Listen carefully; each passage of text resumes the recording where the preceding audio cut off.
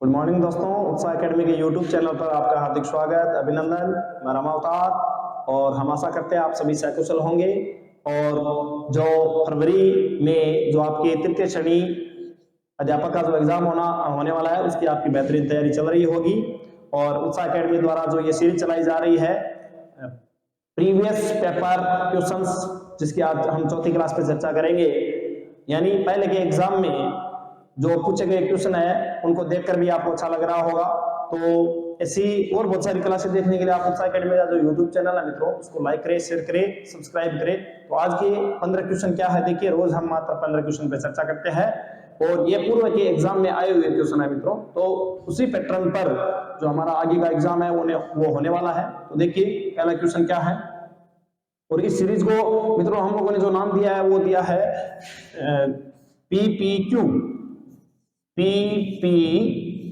यानी previous paper questions. और आज इसकी है वो चौथी क्लास होने जा रही है। तो देखिए पहला क्वेश्चन क्या है। पहला क्वेश्चन आप स्क्रीन पे देख पा रहे होंगे।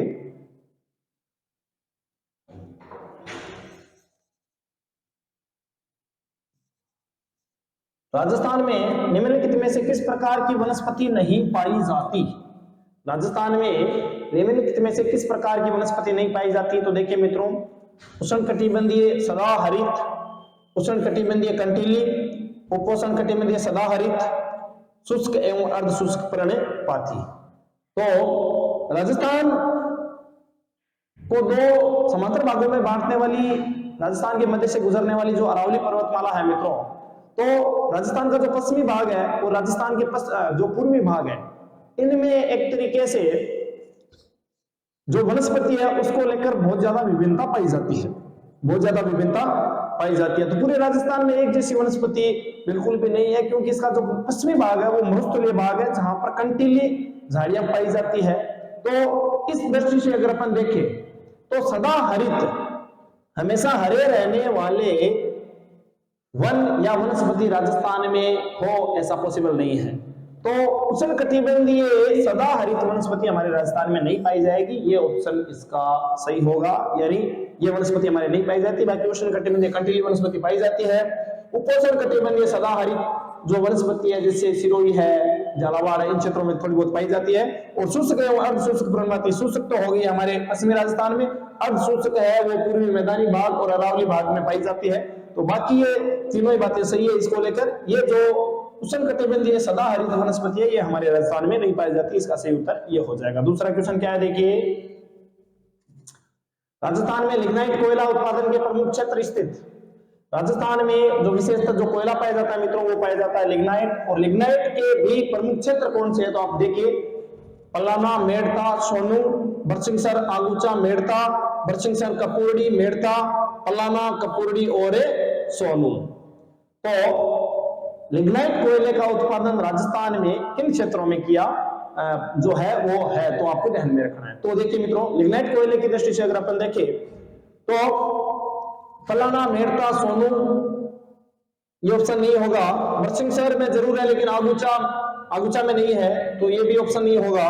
बरसिंहसर, कपूरड़ी, मेड़ता, बिल्कुल बरसिंहसर, कपूरड़ी और मेड़ता में लिग्नाइट कोयले के भंडार पाए गए हैं, यहाँ से उत्पादन किया जाता है। पलाना, कपूरड़ी, सोनू ये भी ऑप्शन नहीं होगा। तो इसका जो सही ऑप्शन होगा वो हो जाएगा लिग्नाइट कोयले के लिए आपको ध्यान में रखना है बरसिंहसर, कपूरड़ी और मेड़ता जो क्षेत्र है यहाँ पर प्रमुख उत्पादन क्षेत्र है हमारे ये कोयले के। तो आपको ध्यान में रखना है बरसिंहसर, कपूरड़ी और मेड़ता। तीसरा क्वेश्चन क्या है मित्रों देखिए, राजस्थान में प्रथम योजना काल से अब तक कृषि फसलों के क्षेत्रफल में घटित निम्नलिखित में से कौन सा परिवर्तन असत्य है, यानी असत्य बात है उसका हमें चयन करना है। पहला क्या है, खाद्यान्नों के अंतर्गत क्षेत्रफल लगभग 14% बढ़ गया है। दालों के अंतर्गत क्षेत्रफल लगभग 3% घट गया है। तिलहन के अंतर्गत क्षेत्रफल लगभग 15% बढ़ गया है। गन्ना, गंवार, चारा, फल, सब्जी, मसाले आदि के अंतर्गत क्षेत्रफल में लगभग कोई परिवर्तन नहीं हुआ है। तो असत्य कथन कौन सा है राजस्थान में कृषि को लेकर, कृषि फसलों को लेकर असत्य कथन कौन सा है। तो देखिए मित्रों, खाद्यान्नों के अंतर्गत क्षेत्रफल लगभग 14% बढ़ गया है, बिल्कुल नहीं, ये ऑप्शन है हमारा गलत हो जाएगा। तो जो असत्य यानी हमारा जो सही ऑप्शन होगा वो होगा खाद्यान्नों के अंतर्गत क्षेत्रफल लगभग 14% बढ़ गया। बाकी ऑप्शन सारे सही है। दालों के अंतर्गत क्षेत्रफल लगभग 3% बढ़ गया है। तिलहन के अंतर्गत लगभग 15% क्षेत्रफल है, ये भी बढ़ गया है। और बाकी जो गन्ना, गंवार, चारा, फल, सब्जी, मसाले हैं, इनमें जो परिवर्तन, कोई भी परिवर्तन नहीं हुआ है, तो हमारा जो सही ऑप्शन होगा वो 1 नंबर हो जाएगा। देखिए आज का चौथा क्वेश्चन क्या है मित्रों, वर्ष 2007 की पशु गणना, 2007 की पशु गणना के बारे में पूछ रही है। तो अनुसार राजस्थान में पशुओं की संख्या कितनी थी? तो ऑप्शन देखिए 520 लाख, 462 लाख, 432 लाख और 566 लाख। तो इसका जो सही ऑप्शन होगा वो हो जाएगा 566 लाख। ये तो आपको ध्यान में ही होगा। तो 566 लाख वर्ष 2007 की पशु गणना के अनुसार राजस्थान में मवेशियां थी। वर्तमान में राजस्थान में जल की कौन सी समस्या है? विकराल, जल की विकराल समस्या है। यानी ऐसी कौन सी समस्या है? नहीं, जल की ऐसी कौन सी समस्या है जो विकराल रूप ले रही है? तो राजस्थान में वैसे भी सूखे की स्थिति बनी रहती है। और भी तो देखिए, अंध यानी डार्क, धूसर यानी गहरे क्षेत्रों की बढ़ती संख्या, जल का बढ़ता अभाव, जल की बढ़ती लवणता, जल का बढ़ता प्रदूषण। तो देखिए मित्रों, इसका जो सही ऑप्शन होगा वो हो जाएगा अंध, डार्क और धूसर ग्रह की क्षेत्रों की है वो संख्याएं बढ़ रही है। यानी पानी को लेकर जो राजस्थान में डार्क जोन बढ़ रहा है, पानी की कमी को लेकर, भूमिगत जल को लेकर भी जो राजस्थान का डार्क जोन बढ़ रहा है, वो एक राजस्थान के लिए जल को लेकर बड़ी ही विकट और विकराल समस्या है। साथ ही दूसर क्षेत्रों की भी, यानी अनुपजाऊ क्षेत्र है, उनकी भी संख्या बहुत ज्यादा बढ़ रही है। यानी पानी की वास्तव में राजस्थान में बहुत ज्यादा कमी, जो भूमिगत जल है उसकी भी बहुत ज्यादा कमी है। तो इसलिए हमारा जो सही ऑप्शन होगा वो डार्क एंड ग्रे जो क्षेत्र है, इनका बहुत ज्यादा प्रभाव बढ़ रहा है जल को लेकर। तो आपको ध्यान में रखना है, इसका सही ऑप्शन 1 हो जाएगा। आज का छठा क्वेश्चन क्या है मित्रों, देखिए सूची 1 को सूची 2 से सम्मिलित कीजिए और सूचियों के नीचे दिए गए कूट का प्रयोग कर हमें सही उत्तर का चयन करना है। ये इंदिरा गांधी लिफ्ट, नहर की जो लिफ्टें हैं, और इस साइड में और इन लिफ्टों से जो लाभान्वित जिले हैं उनके बारे में दिया गया है।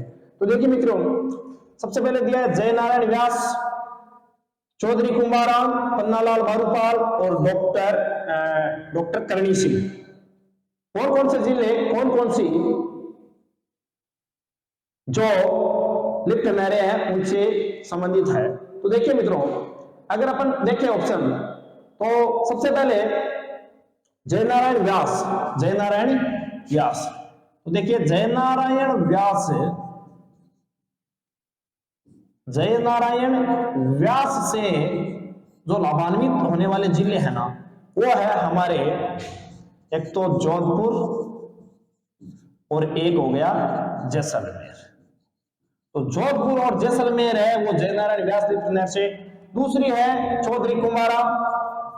अब चौधरी कुंभाराम है, इस लिफ्ट नहर से जो लाभान्वित जिले हैं मित्रों, वो है हमारे, एक तो इसमें हनुमानगढ़ आ जाएगा और एक आ जाएगा चूरू, एक आ जाएगा चूरू।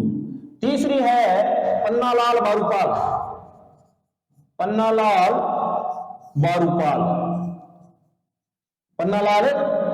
अब पन्नालाल बारूपाल से संबंधित जो है मित्रों, वो है हमारे बीकानेर और नागौर। यानी इस लिफ्ट नहर से बीकानेर और नागौर है वो लाभान्वित हो रहे हैं। तो अब देखिए, चौथी का अपने आप मिल जाएगा, डॉक्टर करणी सिंह है, वो तो जोधपुर और बीकानेर है, आपको पता ही है। तो देखिए जय नारायण व्यास किससे लाभान्वित हो रहे हैं? जय नारायण व्यास जो लिफ्ट नहर है उससे लाभान्वित हो रहे हैं जोधपुर और जैसलमेर। तो ऑप्शन देखिए, जय नारायण व्यास ये रहे जोधपुर और जैसलमेर, यानी ए में सी। तो इसका मतलब ये ऑप्शन भी कट गया और ये ऑप्शन भी कट गया, यानी 2 में है, एक तो इसमें है और एक इसमें है। फिर है चौधरी कुंभाराम से लाभान्वित हो रहे हैं हनुमानगढ़ और चूरू। तो हनुमानगढ़ और चूरू यानी 2 में 4 कहां की स्थिति है? तो ये देखिए मित्रों, 2 में डी, यानी हमारा जो सही ऑप्शन होगा वो हो जाएगा 3 नंबर। कौन सा हो जाएगा? 3 नंबर। तो अब बाकी ये सारे ऑप्शन कट गए। तो अब देखिए जय नारायण व्यास है वो जोधपुर और जैसलमेर, चौधरी कुंभाराम हनुमानगढ़ और चूरू, पन्नालाल बारूपाल है ये है हमारे बीकानेर और नागौर, और डॉक्टर करणी सिंह है जोधपुर और बीकानेर। तो ए में सी, 2 में डी, 3 में ए और 4 में बी। हमारा जो सही ऑप्शन होगा वो हो जाएगा 3 नंबर। तो आपको ध्यान में रखना है, यहाँ से बहुत बार एग्जाम में क्वेश्चन पूछा गया मित्रों। देखिए आज का 7 नंबर का क्वेश्चन क्या है, राजस्थान का वह राष्ट्रीय राजमार्ग जो स्वर्णिम चतुर्भुज परियोजना और पूर्व पश्चिमी कॉरिडोर दोनों का हिस्सा है, कौन सा राष्ट्रीय राजमार्ग है राजस्थान का जो दोनों ही परियोजनाओं का हिस्सा है?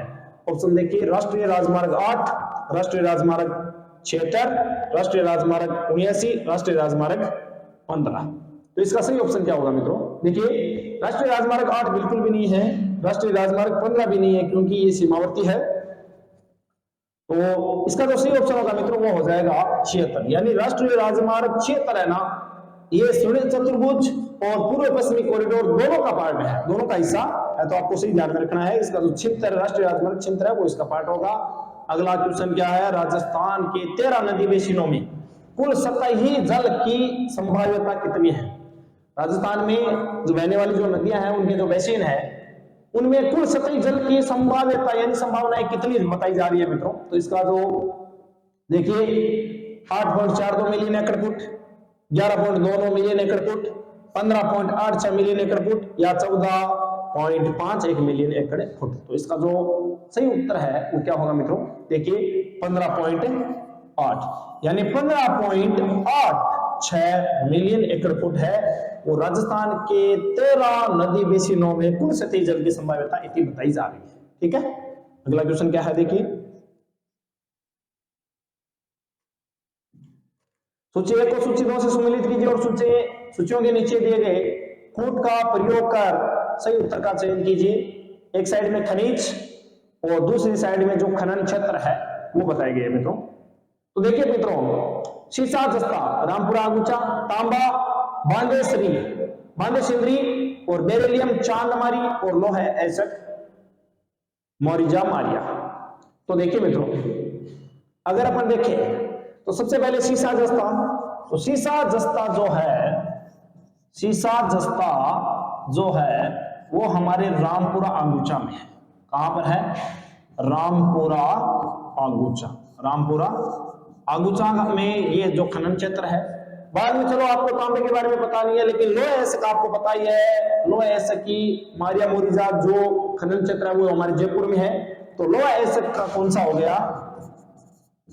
लोहा ऐसक का है वो हो गया मारिया या मोरिजा। ठीक है, मोरिजा।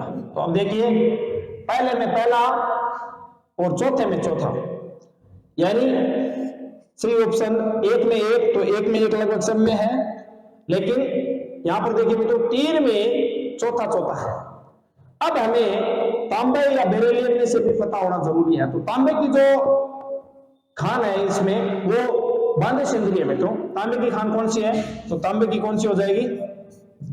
तांबा की खान हो जाएगी बांदे सिंदरी। कौन सी हो जाएगी? बांदे सिंदरी। तो अब देखिए ऑप्शन सेट हो रहा है क्या? तांबा बांदे सिंदरी, यानी 2 में 2। तो 2 में 2 भी इसमें 2 में है मित्रों। तो देखिए, लेकिन 2 में है तो अब हमें बच गया क्या? बेरिलियम अपने आप में कहां पर हो गया? चांदमारी में। तो सी में सी, यानी ABCD। तो देखिए कहां पर है ABCD,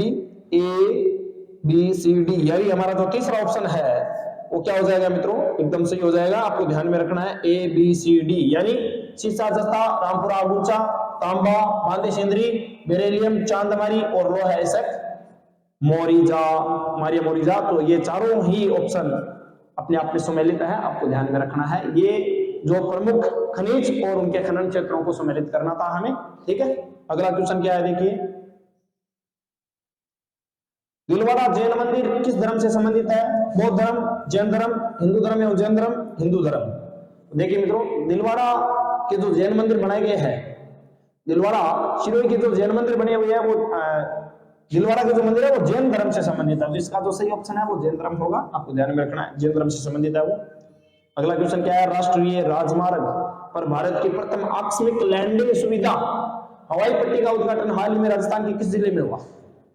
यानी राजस्थान के किस जिले में ऐसी हवाई पट्टी का निर्माण किया जा रहा है जहां पर इमरजेंसी में हम एरोप्लेन को भी लैंडिंग करवा सकते हैं? तो देखिए ऐसी हवाई पट्टी कौन से जिले में है? जयपुर में है, बीकानेर में है, उदयपुर में है या बाड़मेर में है? तो देखिए मित्रों, आकस्मिक लैंडिंग सुविधा प्रदान करने वाली जो हवाई पट्टी का राजस्थान के राजस्थान में निर्माण किया गया वो पश्चिमी राजस्थान में, और पश्चिमी राजस्थान की दृष्टि से अगर अपन देखें तो यहाँ पर जो ऑप्शन बन रहा है वो बाड़मेर है, इसलिए बाड़मेर इसका सही ऑप्शन होगा। वहां पर इमरजेंसी लैंडिंग वास्ते पट्टी का निर्माण किया गया है। आज का 12वां क्वेश्चन क्या है मित्रों, देखिए 56 का मैदान, 56 का मैदान। देखिए मित्रों 56 का जो मैदान है वो कहां पर है, चित्तौड़गढ़ और प्रतापगढ़ के बीच में है, बांसवाड़ा डूंगरपुर के बीच में है, प्रतापगढ़ बांसवाड़ा के बीच में है, या बांसवाड़ा कुशलगढ़ के बीच में है। तो इसका जो सही ऑप्शन होगा वो होगा प्रतापगढ़ और बांसवाड़ा। अब होता क्या है मित्रों, माही नदी का जो बहाव क्षेत्र है, और माही नदी एक तरीके से मध्य प्रदेश से निकलने के बाद राजस्थान में जो प्रवेश करती है, तो राजस्थान के दक्षिण में जो प्रवेश करती है, तो ये उल्टे यू आकार में बनती है। उल्टे यू आकार में बनने का मतलब है, जैसे मान लीजिए ये राजस्थान का मैप है, ये राजस्थान का मैप है, तो ये इस तरीके से प्रवेश करती है, प्रतापगढ़, बांसवाड़ा, प्रतापगढ़ और डूंगरपुर ऐसे बहते हुए इस तरीके से वापस निकल जाती है, तो ये यू आकार में बहती है। तो मित्रों बांसवाड़ा और प्रतापगढ़ के बीच में यहाँ पर छोटे छोटे ढाणियों कह दो या गांव कह दो, या इस माही नदी से जो छोटे छोटे नाले निकाले गए हैं, 52 कितने निकाले गए हैं, 56 जो नाले निकाले गए हैं, उसी 56 नालों के समूह को 56 का मैदान कहा जाता है। 56 का मैदान कहा जाता है। तो आपको ध्यान में रखना है ये प्रतापगढ़ और बांसवाड़ा के बीच में है। साथ ही आपको ध्यान में रखना है 56 की पहाड़ियां, 56 की पहाड़ियां पूछ ले। तो देखिए मित्रों आज ये 56 का टांटा पूरा खत्म कर देते हैं अपन। 56 की पहाड़ियां पूछिए तो ये जो गोलाकार पहाड़ियां पाई जाती है बाड़मेर और जालोर में, शिवाना पहाड़ियां, तो ये है हमारे 56 की पहाड़ियां बाड़मेर और जालोर क्षेत्र में, ठीक है। साथ ही अगर पूछे 56 का पहाड़ पूछे तो ये 56 का पहाड़ हमारे उदयपुर में है, आपको ध्यान में रखना है। तो देखिए 56 का मैदान पूछे तो प्रतापगढ़ बांसवाड़ा के बीच में है, 56 की पहाड़ियां पूछे तो बाड़मेर जालोर में जो गोलाकार पहाड़ियां पाई जाती है, सिंधा माता प्रसिद्ध मंदिर है वहां पर जालोर में, और 56 का जो पहाड़ पूछा जाए तो ये कहां पर है, पर्वत पूछा जाए तो उदयपुर में, ठीक है। ये सारी बातें आपको ध्यान में रखनी है। देखिए आज का अगला क्वेश्चन क्या है, सहरिया जनजाति राजस्थान के किस जिले में निवास करती है। सहरिया जनजाति राजस्थान के किस जिले में, कोटा, बारां, झालावाड़, बूंदी। तो देखिए मित्रों सहरिया जनजाति का जो विशेषतः निवास है वो हमारे बारां जिले में है, तो आपको ध्यान में रखना है। इसका जो सही उत्तर होगा वो बारां होगा, ठीक है। अगला क्वेश्चन, निम्न में से कौन से कछुआ शासक ने मीणाओं को हराकर आमेर को अपनी राजधानी बनाया, यानी मीणा जनजाति को हराकर वो आमेर का शासक बना। ऑप्शन देखिए मानसिंह था, कछुआ शासक पूछ रहे हैं मित्रों, मानसिंह था, दुल्ले राय, जयसिंह या कोकिलदेव। कौन सा था जिसने मीणाओं को हराया और आमेर को अपनी राजधानी बनाया। तो इसका जो सही ऑप्शन होगा वो हो जाएगा कोकिलदेव। कौन था, कोकिलदेव। और कोकिलदेव ही पहला शासक था जिसने मीणाओं को हराकर आमेर को अपनी राजधानी बनाया। तो ये जो फैक्ट है आपको ध्यान में रखना है। आज का अंतिम क्वेश्चन क्या है मित्रों, देखिए राजस्थान उच्च न्यायालय की पीठ, राजस्थान उच्च न्यायालय की मुख्य जो पीठ है वो तो हमारे जोधपुर में है, लेकिन उसकी एक शाखा यानी एक अन्य पीठ है वो कहां पर स्थित है, तो जोधपुर में, बीकानेर में, अजमेर में या जयपुर में। तो देखिए मित्रों जो प्रधान पीठ है वो तो है हमारे जोधपुर में, यानी राजस्थान उच्च न्यायालय का जो मुख्यालय है वो जोधपुर में है। इसकी एक शाखा जो खोली गई है वो खोली गई है हमारे जयपुर में। कहां पर खोली गई है, जयपुर में। तो इसका जो सही ऑप्शन है वो जयपुर हो जाएगा, आपको ध्यान में रखना है। यहाँ पर हमारा जो उच्च न्यायालय है उसका जो उसकी मुख्य पीठ है वो जोधपुर में है, इसकी एक अन्य पीठ है जो शाखा है वो जयपुर में है। तो इसका जो सही ऑप्शन है वो जयपुर हो जाएगा। तो ये थे आज के हमारे 15 क्वेश्चन। पढ़कर कैसा लगा कमेंट के द्वारा आप जरूर बताएं, और उत्साह एकेडमी का जो यूट्यूब चैनल है मित्रों उसको लाइक करें, शेयर करें, सब्सक्राइब करें। धन्यवाद, थैंक यू।